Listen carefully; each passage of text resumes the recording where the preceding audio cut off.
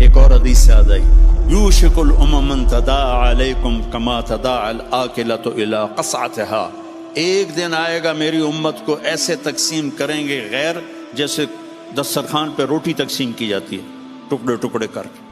تو صحابہ نے پوچھا اب من قلت نحن یومئذ یا رسول اللہ، یا رسول اللہ کیا ہم اس دن تھوڑے ہوں گے؟ ہم نے کہا لا انتم یومئذ کثیر، تم بہت زیادہ ہوگے، ولکنکم غثاء، ان کا غثاء السیل، تم بارش کے طوفانی پانی کے اوپر جو تنکے تیر رہے ہوتے ہیں، تم ایسے تنکوں کی طرح بے حیثیت اور بے قیمت ہوگے، اور وَلَا يَقْذِفَنَّ فِي قُلُوبِكُمُ الْوَهْنَ، اور اللہ تمہارے دلوں میں وہن ڈال دے گا۔ تو صحابہ نے پوچھا یا رسول اللہ وہن کیا ہے؟ کہ حب الدنیا و کراہیت الموت، دنیا کے غلام بن جاؤ گے، دنیا کے بندے بن جاؤ گے، اور موت سے ڈرنے لگ جاؤ گے۔ بھلا موت تو اللہ کی ملاقات ہے۔ ابراہیم علیہ السلام کے پاس اسرائیل آ گئی، چلو جی، تو وہ کہنے کہ بھلا کبھی خلیل بھی خلیل کو مارتا ہے؟ تو وہ اسرائیل واپس گئے، کہا جی وہ ابراہیم تو یہ کہہ رہے ہیں، کہا اچھا اس سے کہو کبھی خلیل بھی خلیل کے ملنے سے رکتا ہے؟ تو انہوں نے کہا جی اوپر سے تو یہی جواب ہے، کہا جلدی کر لے جا لے جا۔ مسلمان کے لیے تو اللہ کی قسم، اگر اللہ راضی ہے تو موت سے خوبصورت تحفہ کوئی نہیں، موت سے خوبصورت پیغام کوئی نہیں۔ اگر اللہ ناراض ہے پھر تباہی ہے۔ عمر بن عبدالعزیز اس تخت پہ بیٹھے جس پہ بنو امیہ کے ظالم حکمران بیٹھے تھے، عبد الملک بن مروان، پھر ولید بن عبد الملک، پھر سلیمان بن عبد الملک، اور چوتھے عمر بن عبدالعزیز۔ عبد الملک ان کے سگے چچا تھے، عمر بن عبدالعزیز اور عبد الملک بھائی تھے، مروان کے بیٹے تھے۔ تو عمر بن عبدالعزیز نے 2.25 سال حکومت کی، اور 3 بر اعظم میں زکوٰۃ لینے والا کوئی نہ بچا۔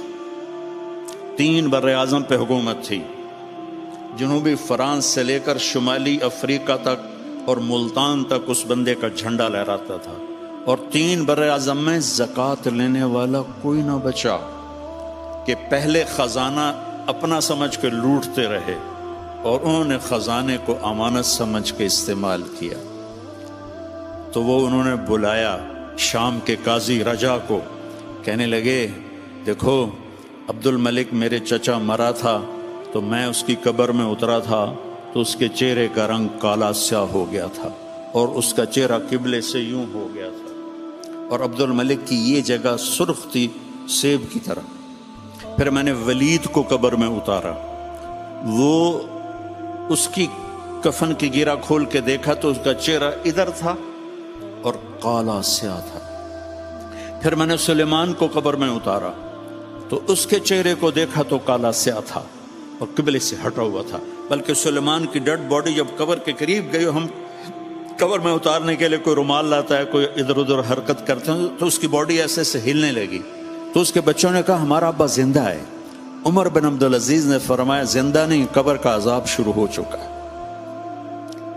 اور ان تینوں کا جرم کیا تھا؟ ظالم تھے، بددیانت تھے، قومی خزانے کو ذاتی ملک بنا لیا تھا۔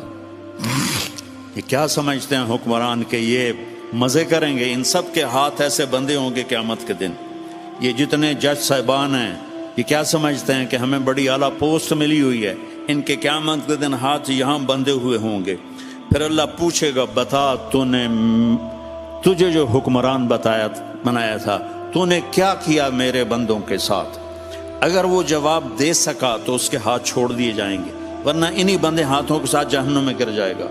اور قاضی سے اللہ پوچھے گا ہاں کیا فیصلے کیے تھے، کتنے ظلم کے فیصلے کیے تھے، کتنے عدل کے فیصلے کیے تھے؟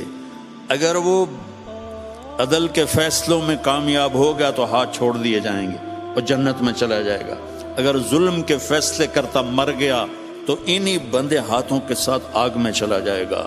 بھائیو آخرت بھی ہے، بھائیو صرف دنیا نہیں ہے، آخرت بھی ہے۔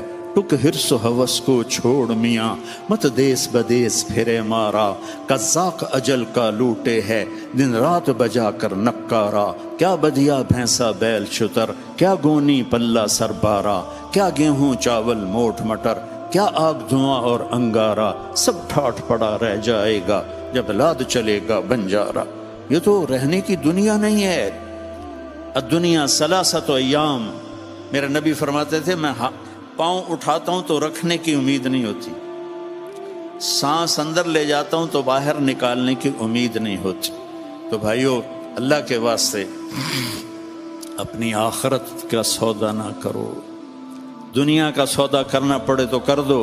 क्यों हुसैन ज़बा हो गए 72 समेत, 16 अहले बैत और बाकी जान निसार, क्यों इतना कीमती खून ज़बा हो गया कि एक तरफ दुनिया थी एक तरफ आखिरत थी।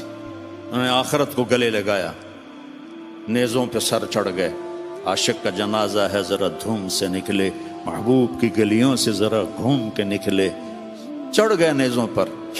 और यजीद ने दुनिया बना ली, आज तक लानत पड़ रही है। तो भाइयों, मैं सारी कौम को हाथ जोड़ के कहता हूँ, हम मिल के अब तौबा करें और हम एक ईमान, उसके बाद नमाज कोई ना छोड़, नमाज की पाबंदी करें। हमारी कौम में नमाज बहुत कम है। हमारे KPK के इलाके में नमाजी हैं, लेकिन वहाँ सूद बहुत ज़्यादा है। लोग सूद पे देते हैं और बहुत जुल्म करते हैं। नमाजी हैं लेकिन सूद नहीं छोड़ते हैं, तो ये उनके लिए बहुत बड़ी तबाही बन जाएगी। 2 आदमियों पे ज़बरदस्त अजाब आने वाला है। 2 आदमियों पे, उम्मत मुस्लिमा में 2 किस्म के लोगों पर सबसे शदीद अजाब होगा। एक सूद खाने वाला, देने वाला नहीं, खाने वाला, सूद लेने वाला, और एक नाहक कत्ल करने वाला। इन दोनों के लिए सबसे खौफनाक अजाब है जहन्नुम का, अहले ईमान में से। जानी शराबी के लिए वो अजाब नहीं है जो सूद खाने वाले और कत्ल करने वाले के लिए। तो नमाज पढ़ो, सारी कौम से कहता हूँ नमाज पढ़ो। अल्लाह ने रिस्क दिया है, ज़कात दो, कुरान पढ़ो, अल्लाह के वास्ते कुरान पढ़ो, अल्लाह के नबी की सीरत पढ़ो, इल्म हासिल करो कि मेरा रब मुझसे क्या चाहता है। मेरा रब पहली सतर है बिस्मिल्लाहिर्रहमानिर्रहीम, कि मैं रहमान और रहीम हूँ, कोई सख्त हुक्म नहीं सुनाऊंगा, आसान होंगे, कर लो, बड़ा नफा रहेगा। तो कुरान पढ़ो, नबी की ज़िंदगी पढ़ो, सहाबा की ज़िंदगी पढ़ो और कुरान को अपना विर्द बनाओ। तीसरा कलमा, दुरूद शरीफ, इस्तिग़फ़ार, चलते फिरते उठते बैठते अपना ये जिक्र बनाओ और अपने अखलाक को बुलंद करो। अपने आप सारे सियासी लोग बैठे हैं, लेकिन मैं नबी की बात करूँगा, अपनी ज़बान का बोल मीठा करो। सबसे कहता हूँ, जितने सुन रहे हैं, ज़बान का बोल मीठा करो। मेरे नबी को पसंद नहीं है शिद्दत के बोल। और एक ये बाद में कहूँगा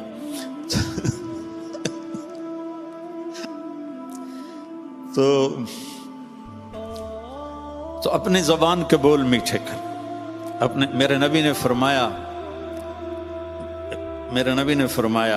नबी से पूछा गया, या रसूल अल्लाह, सबसे ज़्यादा जन्नत में क्या चीज़ ले जाएगी?